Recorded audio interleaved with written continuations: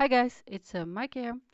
Today I wanted to show you how I made these party favors or Christmas treats, stocking fillers, whatever you want. They're really small notebooks that I covered with homemade pattern paper. And as you can see, these are quite cute with the tiger on it already, but I wanted Christmassy. And I started with pattern paper, um, but the size didn't really fit properly with the pattern paper I had, so I had a lot of offcuts, and I thought I decided to make my own. And this is 1/8 of a full A4 sheet, I thought, but actually the notepad is like a millimeter bigger. You will see that later. It doesn't really matter much, but you have a little bit of seepage. Is that a good word? Uncoverage. Ha, I don't know. This one with the green pattern paper is actually scented, which was quite funny.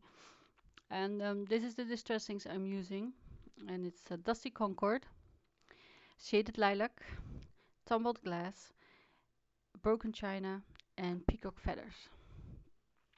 So as I see, I used half a sheet. You can of course use a sheet of paper as big as you want, but it takes a bit of elbow grease. You either need bigger ink pads I don't have, or bigger blending sponges, I think, because otherwise it takes forever. You can see the little notebooks are 3 inches or thereabouts, and 4 1/8 circa. So that's 7.5 by 10.5, I believe. So I just cut a sheet in half, and I'm measuring half again, so I kind of know where I have to put my inks, as I plan to get 4 covers out of this one sheet. So I have 4 ink blending tools and 1 glue stick. It works.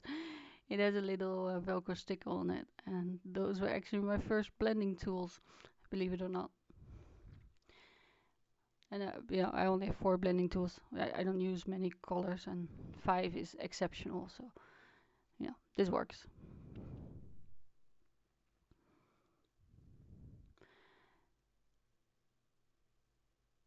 Yeah, see, I'm kind of eyeballing where 5 rows of colors will be, and I'll do the same on 2 sides and work to the middle.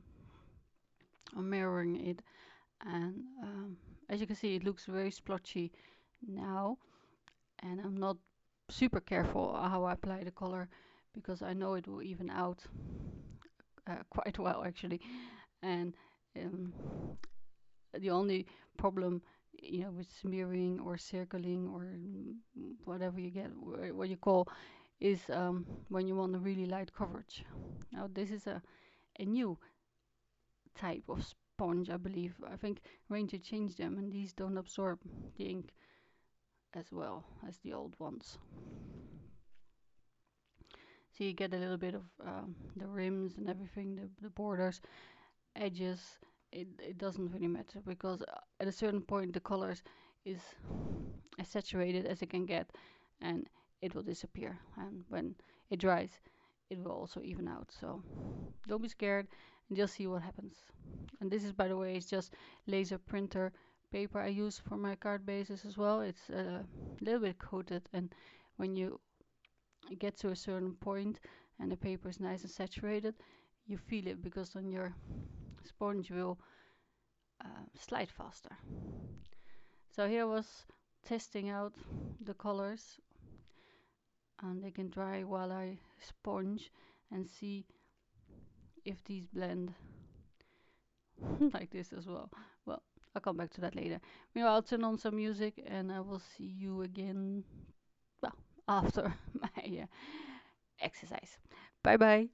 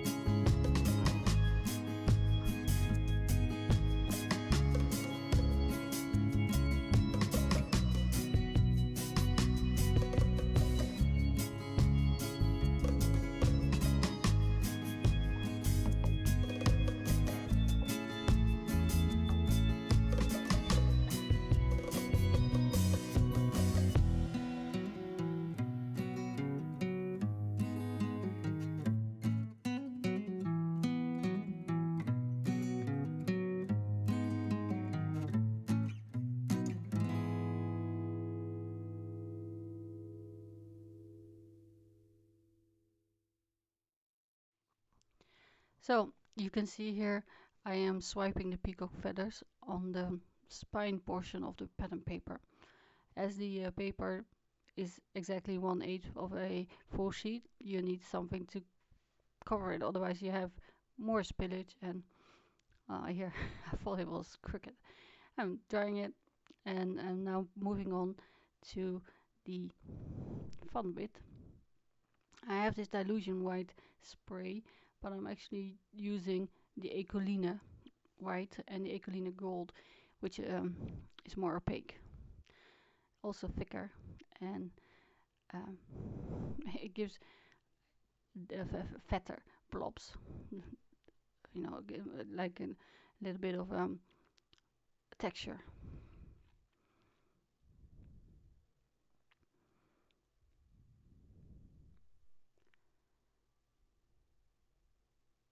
And you can see by the way that the background has evened out quite nicely already. It's not completely dry yet, but this testing takes quite a while to dry, so you know, I don't have the patience. This is brush pewter. This is just spray stain, which is almost empty. It's my favorite color, so it goes really quickly. And well, this is about it for part 1 of the video on how I made a paper. And join me in part 2 on how I assemble the notebooks. So here's some various sprays as well with metallic scenes, and you can go crazy as well. And if you don't want to ink or splatter your background or background pattern paper, you could stamp Christmassy images like stars or snowflakes or I don't know, trees, whatever you want, toys.